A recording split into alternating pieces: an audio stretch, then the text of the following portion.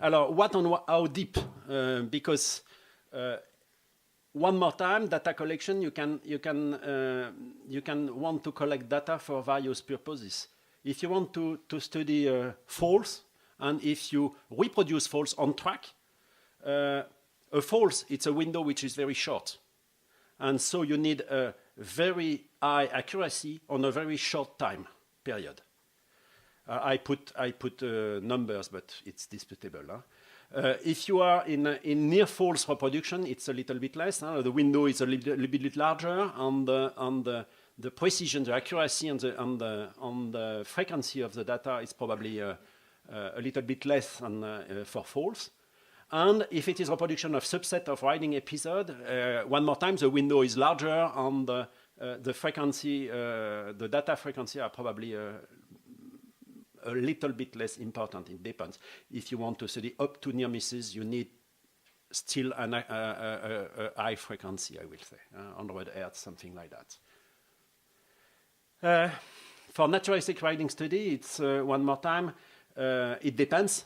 If it is, I will say only, it's not pejorative. Huh? If it is for statistic purpose, that means if you want to look at exposure, at average speed, average behavior, you will record several days, months. You will record the kinematic, perhaps the dynamic sometime of the vehicle, and of course the localization. And you will not manage a very high frequency because it's a huge amount of data at the end, and so it's often 1 Hertz or things like that, 1 or 10 Hertz. If you want to make a behavioral observation, if it is for behavior observation purpose, that means if you want to study the interaction between the rider and the other road user, if you want to study near misses, if you want to study how the rider use the main machine interface and things like that, it's the same. You will use that for several days or months. You will the same, but in addition, you will probably use context sensors. I mean, video sensor in order to collect the context of the riding, which is fairly important. And if you want to understand, and one more time, you have I have to be clear. It's fully different to look at, to observe, and to understand. If you want to understand, you need probably the same plus self-confrontation interviews where psychologists discuss with the rider in front of the video of the rider's own journeys, discussing and saying why. It's a way to extract the decision-making process and the indices which are manipulated by the rider. And using that methodology, you can understand up to some extent why the people and how they do things. So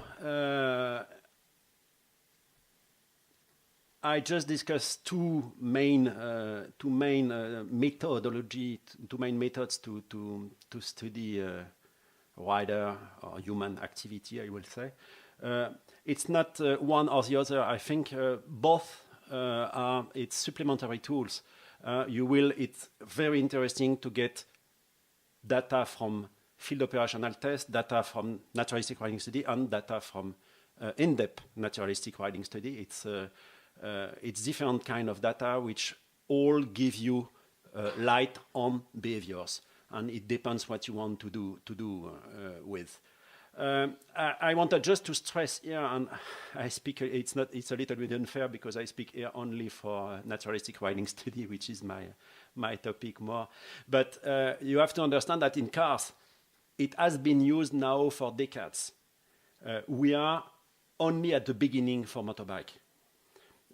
To instrument car, to conduct naturalistic riding study with car. Some people do that in the beginning of the 90s for car. And for motorbike, it's probably 2010, the beginning. So we are very, very late. And we need probably, but it's very important because we say accidentology, it's mainly because of behavior. If we don't understand behavior, we will never succeed, in my opinion, to design countermeasures which are relevant, acceptable for users. And so we need to understand what is riding, what problems the rider face in real life, and how we can help them in that situation. What is very difficult, either when we use a naturalistic riding study, is the huge amount of data and the fact that it's very, very difficult to design automatic tools to manipulate that data. Why? If you use novice rider, it's very easy, because novice rider, by definition, they don't anticipate because they have few experience, and so they have very jerky maneuver. And so you can detect, looking at acceleration, you will detect very easily that jerky maneuver, which is in fact, which are here only because either they don't have the skill to manipulate the vehicle, either they don't have the skill to manipulate the context. And so they react abruptly, and we can detect that. For experienced rider, it's very, very difficult because by definition, they anticipate. And you will only recognize on the video that it was something hot, I will say.